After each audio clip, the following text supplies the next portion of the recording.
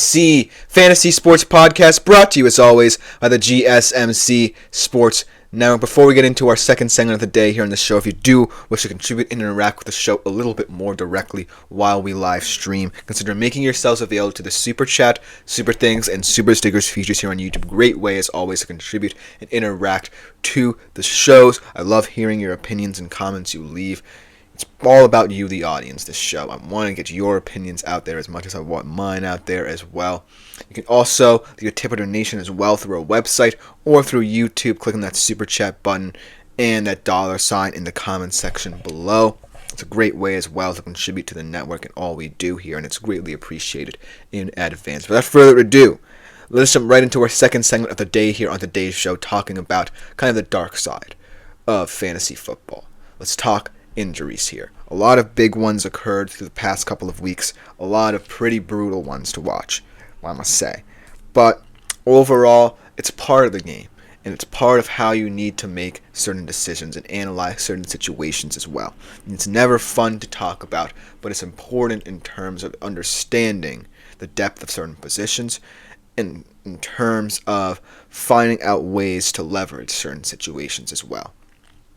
And all of these players are going to be dearly missed for their teams, and they create different dynamics because of their injuries within their teams as a result. But all of them could also be seen as lending opportunities to certain combinations, certain tandems really coming to life again.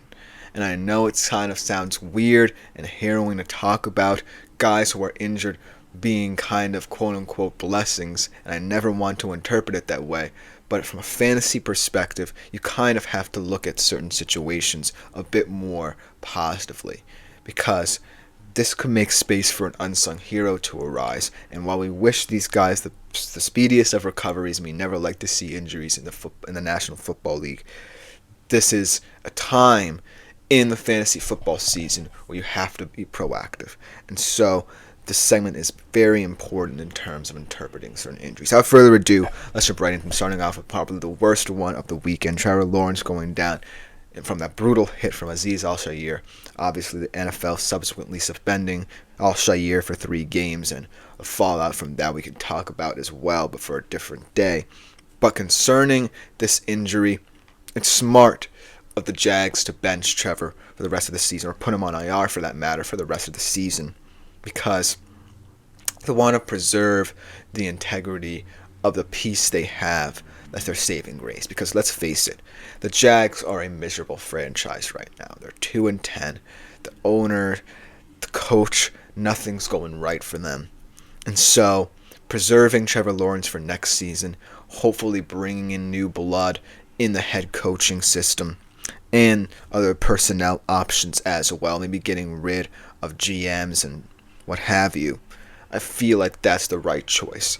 In terms of fantasy implications, this team was never really an appealing one in the first place. Maybe a lot of people were high on either Brian Thomas Jr., as the exciting rookie who could have brought out the best in Trevor, but really not necessarily too many glimpses of that combination really working out.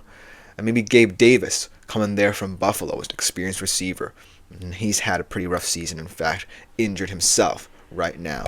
But I am pretty excited and intrigued to see how this Mac Jones, Parker Washington development plays out. Because Mac Jones, let's be honest, he's not going to be a Jacksonville Jaguar next season. Maybe some team picks him up on a minimum contract and he's a bridge quarterback somewhere, or he's a competent backup for another team. But this development is pretty nice in terms of people wanting to be proactive out on the waiver wire, because they really looked pretty good against a solid defense in the Texans last week.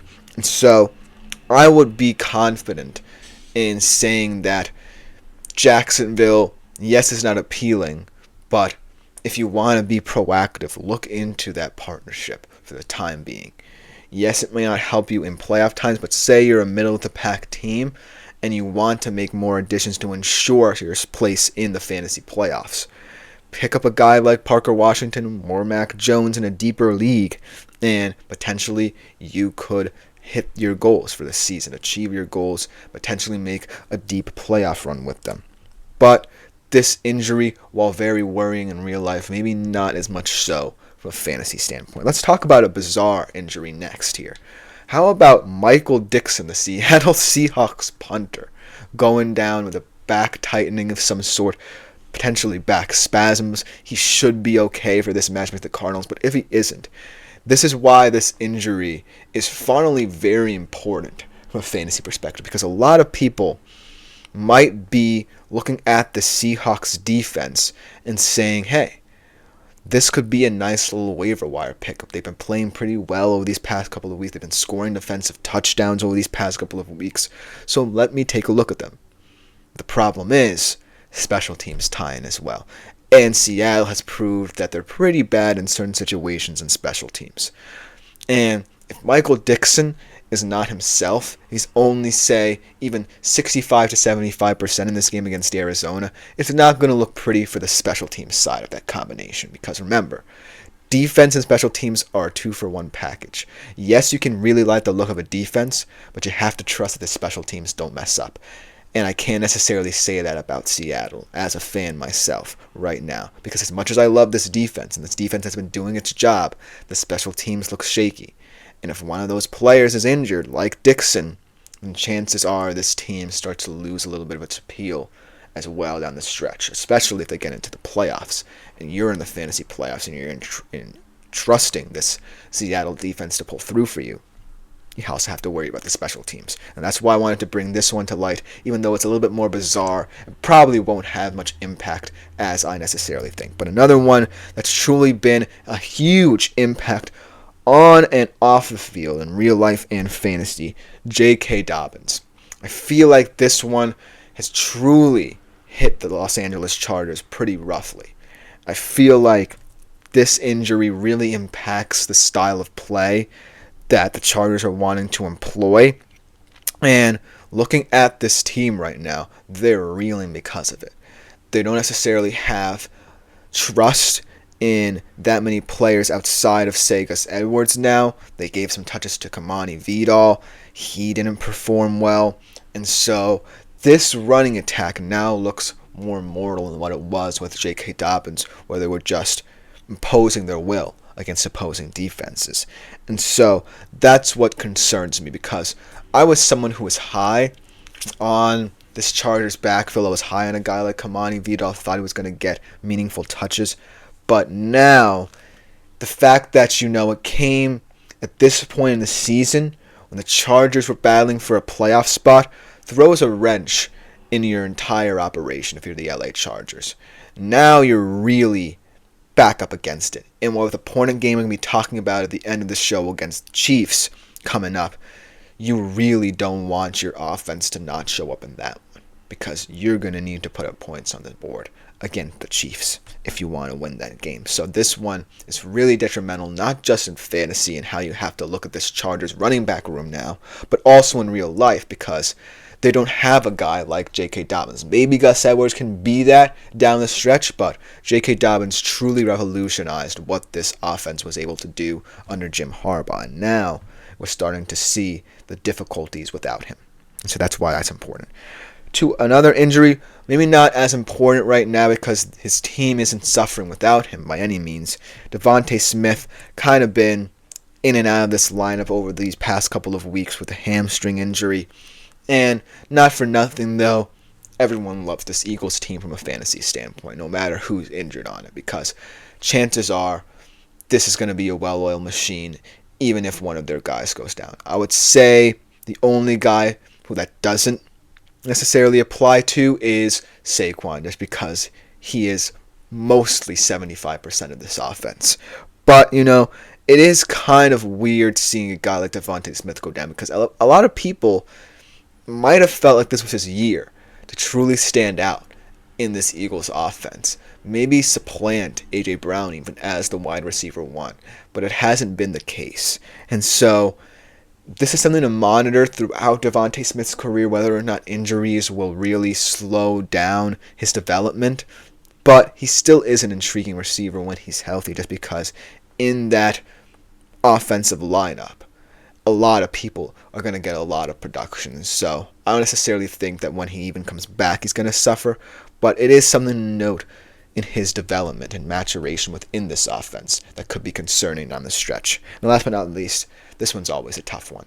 Christian McCaffrey, we have to talk about this because a lot of people were saying Christian McCaffrey, this is his year, he's going to remain healthy, and then even before the season starts, even before some of you might have picked him number 1 overall in their drafts, you had the tendonitis issue, you had the ACL issue, now we have the torn PCL, and he's out for the season.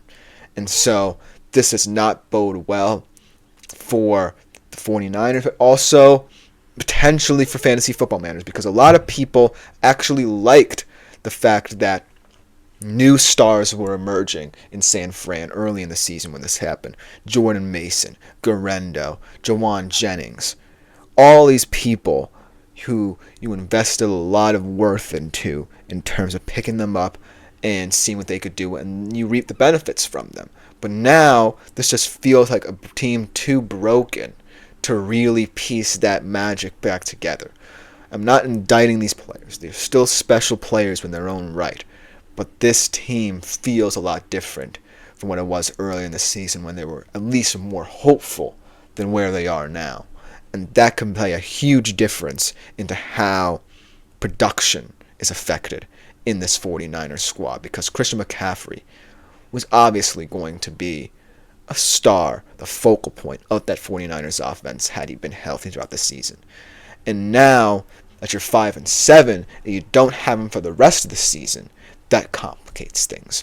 So even though it's never a fun injury to talk about, this is the time to kind of nix hope in the 49ers for the rest of the season, even though it sounds very weird considering where a lot of these replacement players were at the start of the season compared to now. Let me know what you think about this in the comments, because injuries are always tough to navigate. Let me know if you need any advice as well. Let me know if you have any other injuries you want to talk about. But coming up next, we're making some all-important picks from some of the weekend's biggest games, a lot of divisional rivalries to determine in our next segment. So we'll be right back after this short break.